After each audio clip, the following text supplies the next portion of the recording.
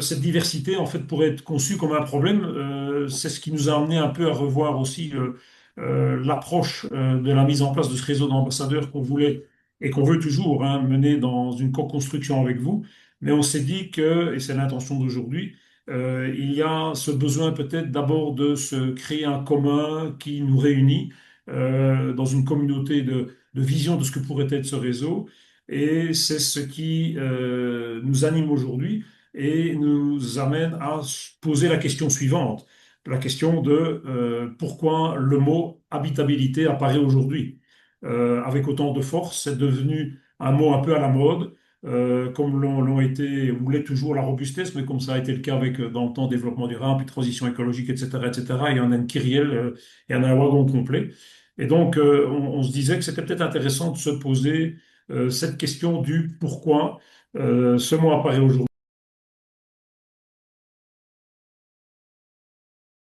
Prendre là. Mais merci pour vos échanges qui vont dans le sens de ce que nous avons, nous, identifié. Alors, on a essentiellement identifié ces fameuses crises qui, pour nous, un élément important, c'est qu'elles se cumulent, évidemment. Alors, le changement climatique, vous l'avez cité. Sans doute aussi, vous ne l'avez pas cité, mais il semblerait que le mot habitabilité a émergé dans la foulée du Covid, où là, il y a eu une prise de conscience sans doute beaucoup plus forte avec tout ce qu'il y a eu comme prise de décision à l'époque. Mais évidemment, tout ce qui est érosion des ressources du vivant, toutes les vulnérabilités, un mot aussi qui devient un peu à la mode, énergétique, économique, mais pas que. Les liens sociaux, vous les avez cités, et dans ces crises, on a envie de pointer dans la problématique de l'accès aux services, particulièrement, parce qu'on en parle beaucoup dans nos territoires de montagne, même s'il n'y a pas que chez nous, évidemment, que ça se produit, mais cette difficulté d'accès au logement. Alors, cette polycrise, c'est une des raisons, mais pas que, puisque l'idée, c'est enfin, l'enjeu clé pour nous, c'est qu'en fait, ces crises, elles ne sont pas seulement nombreuses, mais elles sont surtout interdépendantes. Un territoire est un peu comme une toile d'araignée qui relie toute une série de thématiques qui sont des différentes portes d'entrée sur lesquelles on est généralement investi dans son quotidien professionnel. Mais on se rend compte qu'en fait, tout influence sur une bonne... Enfin, chaque sujet influence une bonne partie des autres, que ce soit le climat, évidemment, par exemple, simplement sur la problématique de l'eau, que ce soit l'énergie sur, par exemple, l'économie, le logement qui influence les mobilités, la santé qui dépend de nombreux facteurs sociaux et environnementaux. Donc, pour nous, une seconde raison, c'est cette interdépendance des différentes crises entre elles et des enjeux qui sont liés. Un niveau supplémentaire qui nous paraît important, c'est de se dire que la complexité grandissante fait que nos repères classiques ben, font preuve de leurs limites. Nous avons souvent appris à traiter les problèmes séparément, territoire par territoire ou partie de territoire par partie de territoire.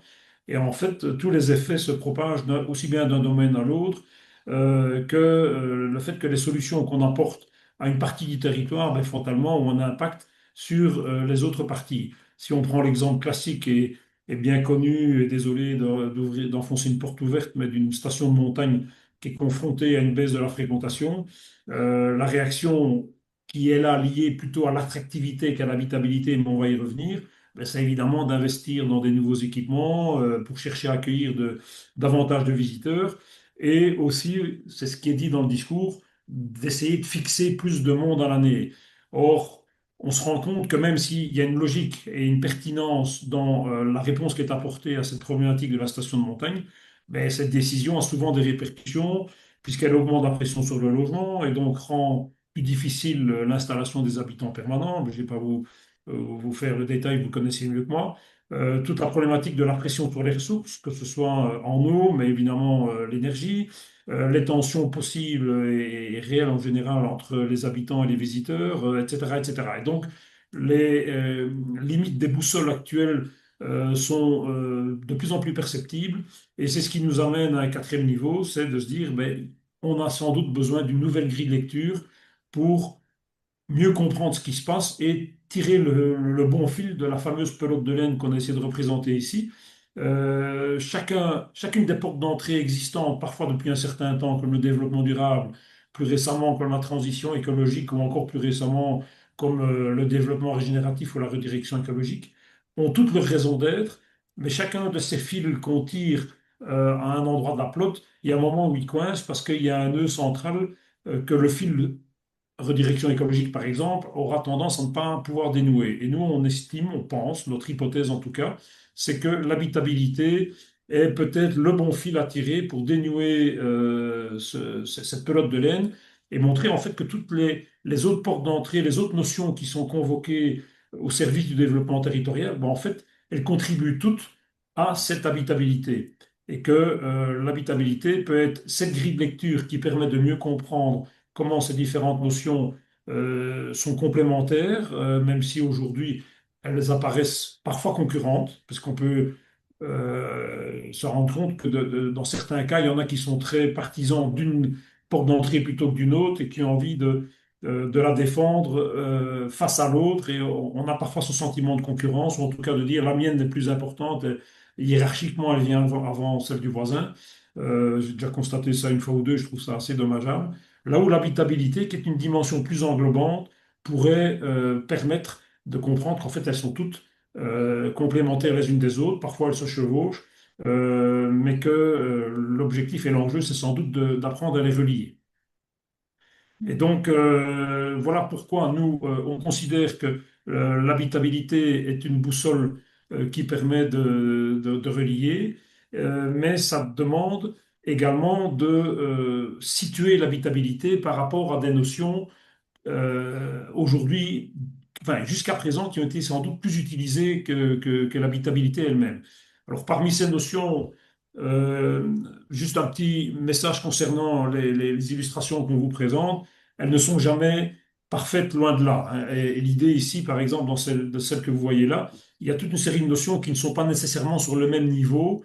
Simplement, l'idée, c'est de montrer justement le brouillard dans lequel on est, le flou, le fait qu'on se rend compte intuitivement que tout ça est plus ou moins lié, que parfois on utilise un mot pour un autre, que certaines notions, comme ici par exemple la robustesse qu'on met dans la même bulle que la résilience, sont beaucoup plus proches de ce qu'on propose comme idée par rapport à ce que peut être l'habitabilité, là où d'autres le sont beaucoup moins.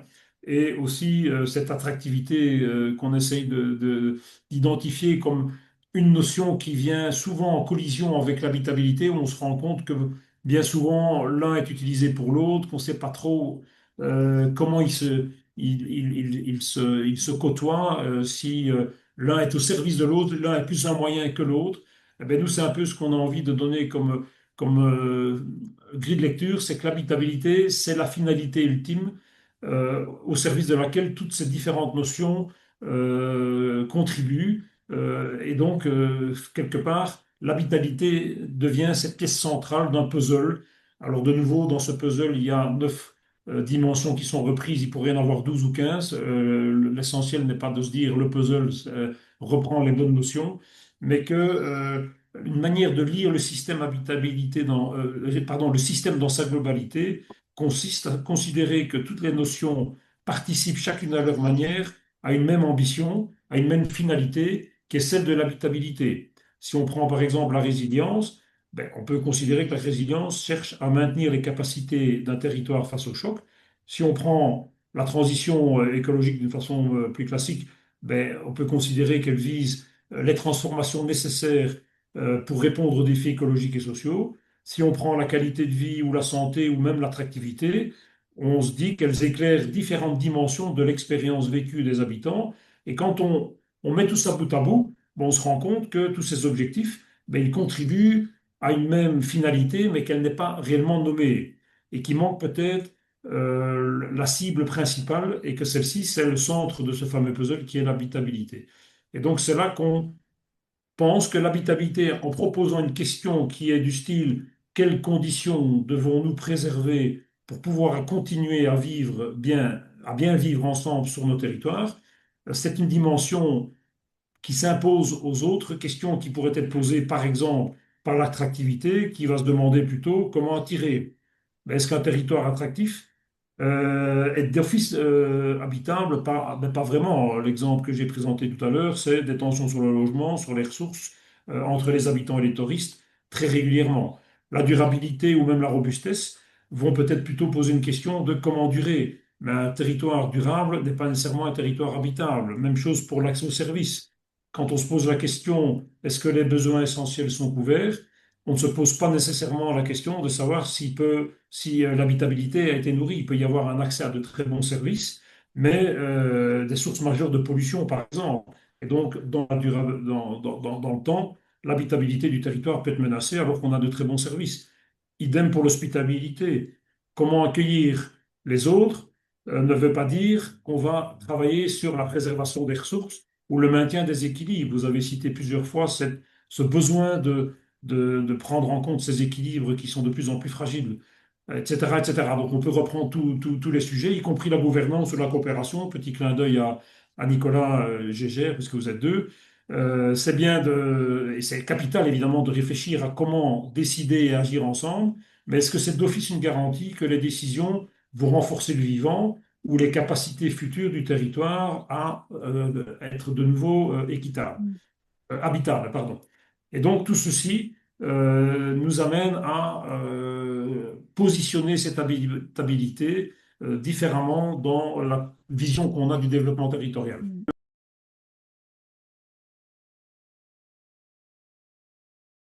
L'idée de parler de cette différence entre habité et habitabilité, ben, elle vient un peu dans le contexte de la sortie que vous avez peut-être vu d'un petit essai de Baptiste Morisot et Laurent Néret qui s'appelle Liberté, dignité, habitabilité. Si vous ne l'avez pas lu, je pense que ça vaut la peine Mm. de le faire, qui est tout récent. Dans lequel on comprend bien que l'habiter, vous l'avez dit, hein, c'est un peu l'expérience, ça renvoie davantage à l'expérience vécue, à la relation que l'homme et la femme entretiennent avec le ou les territoires dans lesquels ils évoluent. Tandis que l'habitabilité est plutôt, et ça c'est pour nous fondamental, euh, en lien avec les conditions qui rendent cette expérience possible.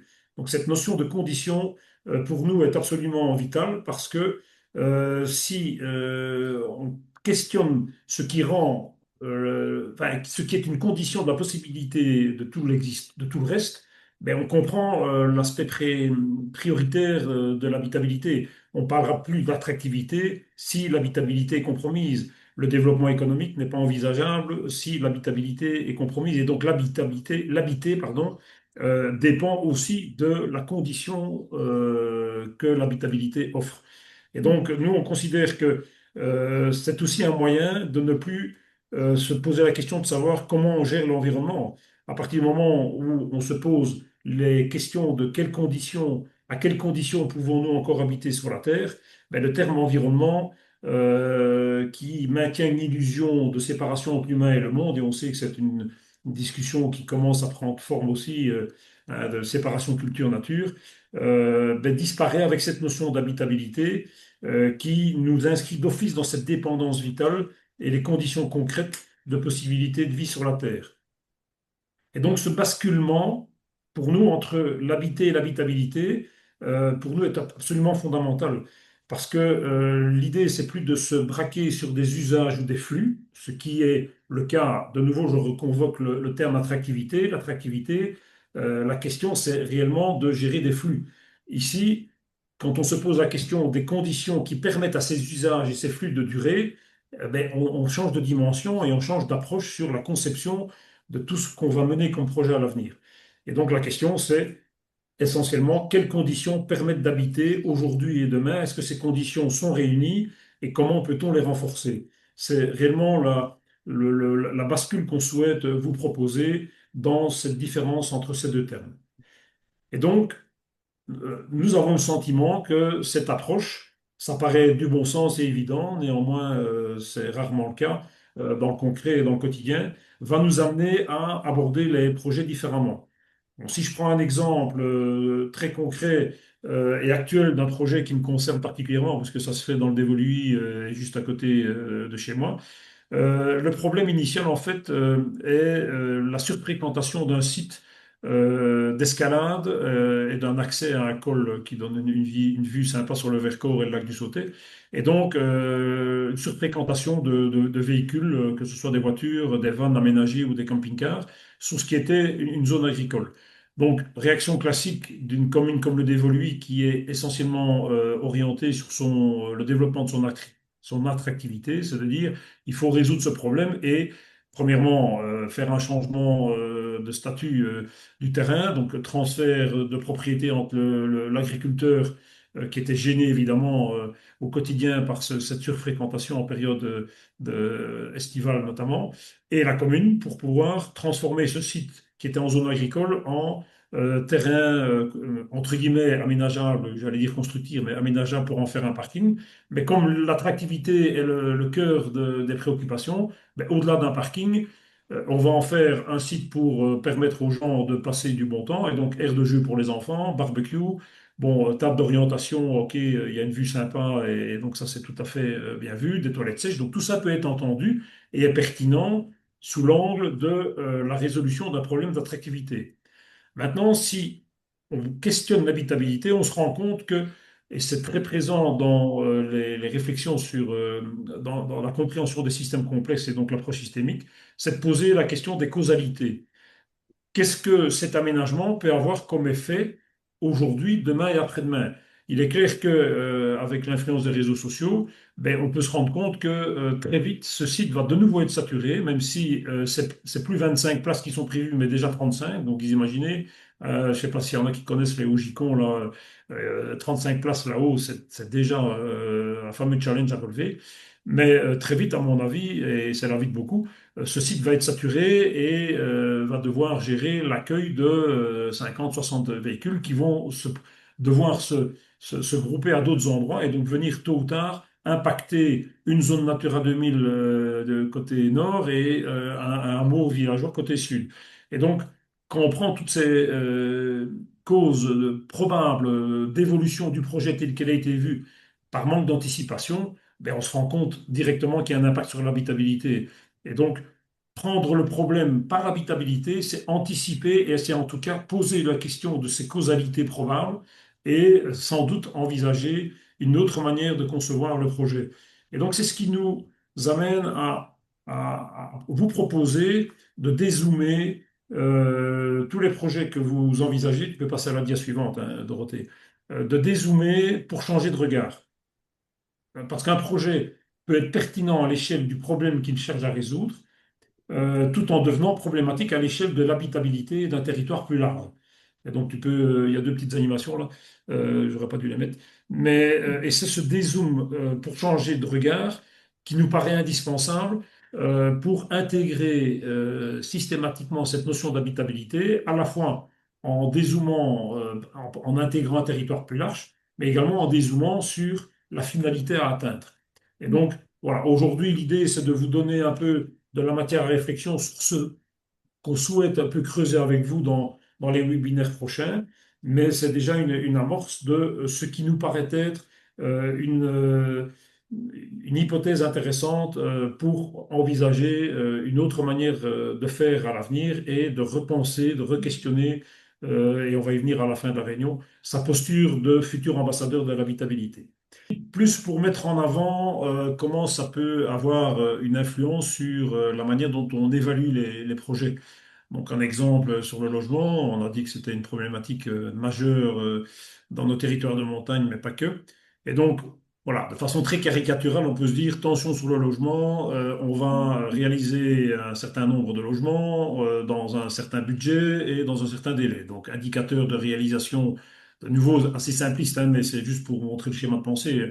Ben, OK, on a construit les logements, on a respecté le budget, les délais sont respectés. Ça, c'est la vieille école. Je pense qu'on est plutôt aujourd'hui d'office au niveau 2, qui est une volonté d'évaluer non pas que du quantitatif, mais beaucoup plus, enfin, aussi toute une série d'indicateurs qualitatifs, basés notamment sur les usages. Et donc, est-ce que les habitants vivent mieux grâce au projet qui a été réalisé? Et donc là, on est sur des indices de satisfaction mais aussi d'accessibilité aux services, de vie locale et de lien social qui permettent de qualifier un peu ou d'évaluer un peu différemment le projet.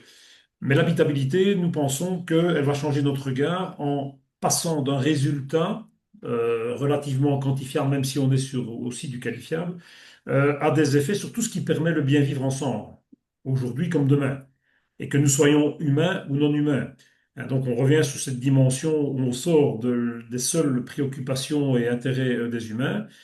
Et donc, d'où l'idée que on passe à l'évaluation plus écosystémique du projet, qui peut réussir son objectif immédiat tout en dégradant ces fameuses dimensions qui sont importantes pour le territoire et qui vont toucher à ces différentes notions de la santé humaine, de la société et des milieux. Pour ceux qui sont un peu férus ou habitués à la démarche de robustesse, ben, c'est la fameuse santé commune que la robustesse propose et qui pour nous est très proche de ce que l'habitabilité propose également. Et donc, cette invitation à regarder les effets systémiques plutôt que le seul résultat attendu, c'est pour nous le changement majeur qui permet de passer de ce qu'on a appelé le compteur à l'écosystème. Hein, comme on l'exprime en quelques mots sur la guide suivante, l'habitabilité a une tendance à élargir le regard pour aller au-delà de la mesure de ce que nous produisons et chercher plutôt à comprendre ce que nos actions risquent de transformer sur ces trois niveaux de la santé, santé humaine, de la société et des milieux naturels. Et donc, directement en lien avec cette notion de robustesse du territoire. Et c'est là qu'on a ce sentiment que cette manière d'évaluer potentiellement les projets ben, nous fait monter à ce niveau écosystémique et quitter un peu cette kyrielle d'indicateurs. Et ça veut dire aussi que in fine, on risque d'en avoir moins. Hein. Il y a parfois dans le développement durable, je crois que c'est 100, 117, je ne sais plus combien ils sont exactement, mais indicateurs différents. Je ne dis pas qu'ils sont inutiles, ils ont leur raison d'être. Mais quand on parvient à réunir tout ça dans un concept plus englobant, ben, in fine, en fait, on réduit le nombre d'indicateurs essentiels. C'est pas pour ça qu'en amont, il n'y en a pas qui construisent l'analyse et la manière de construire le projet. Mais in fine, les indicateurs essentiels, ben, ils sont beaucoup moins nombreux répondre aux réactions de Nicolas et de Vincent Singuirian, notamment sur ce qu'ils viennent de dire. Donc nous, il est clair que l'idée, c'est pas de réinventer la roue et de dire l'habitabilité va amener toute une série de choses nouvelles. Il y a plein de choses qui existent. C'est réellement ici un changement de regard qu'on invite à faire et à l'épuiser dans l'existant. Et Fiona Ottaviani, d'ailleurs, est une des personnes qu'on envisage inviter à participer à un événement qu'on organisera au mois de novembre, mais dans le nord de notre territoire d'action, donc sans doute en Beldon, parce que de fait, sur tout ce qui est bien vivre, etc., il y a énormément de choses à dire et qui sont directement en lien avec l'habitabilité. Donc nous, c'est réellement et là je reviens sur ce que Nicolas a dit, c'est cette prise de conscience que ne pas réfléchir aux conditions qui font l'habitabilité même et donc la santé de l'écosystème, ben, c'est faire fausse route et c'est oublier un élément absolument essentiel puisque vital à tout le reste. Voilà, donc c'est vraiment cette sensibilisation-là qu'on essaye de proposer. Et donc, de fait, proposer, alors de nouveau, c'est une proposition qu'on va co-construire avec vous, qu'on vous soumet comme une pièce à construire, de proposer ce premier commun à travers une espèce de paire de lunettes, hein, puisqu'on parle de changer de regard depuis tout à l'heure, qui identifie l'habitabilité comme cette fameuse grille de lecture commune qui permet de regarder les territoires à travers plusieurs prismes complémentaires plutôt qu'à travers un seul, voire deux angles d'entrée qu'on a l'habitude de prendre de façon assez naturelle. Donc nous pensons qu'aucun de nous ne va regarder spontanément le territoire à travers ces cinq prismes et que l'enjeu n'est pas de devenir expert de chacun d'eux, mais d'apprendre à élargir progressivement son regard pour s'appuyer sur celui des autres. Et donc, se dire que moi, je regarde la réalité avec un des prismes, mon regard est partiel, et donc, puisque d'autres personnes voient les choses autrement, ben, m'intéresser à l'habitabilité m'invite à élargir progressivement mon regard et à la manière dont les autres vont regarder cette réalité qu'est l'habitabilité. Et donc, c'est vraiment ce qu'on souhaite vous proposer, c'est que au départ de ces cinq prismes, nous puissions mieux comprendre ce que nous voyons déjà, identifier ce qu'on voit moins, dialoguer avec ceux qui voient les choses différemment et construire progressivement, et ça c'est l'enjeu de ce réseau des ambassadeurs, une vision plus complète des situations et donc une meilleure compréhension de ce système habitabilité. Et donc ces cinq prismes, de nouveau, ils valent ce qu'ils valent, ils nous semblent couvrir un peu l'essentiel de ce changement de posture et de ce changement de regard. Ça concerne évidemment toutes les dynamiques d'acteurs, toutes les dynamiques liées aux enjeux qui sont interdépendants, comprendre les liens, et la démarche systémique, c'est réellement les liens entre tout ce qui compose le système, prendre du recul et de la hauteur, s'intéresser aussi notamment aux signaux faibles, et avoir comme boussole que ce sont sur les conditions de l'habitabilité que nous sommes supposés agir.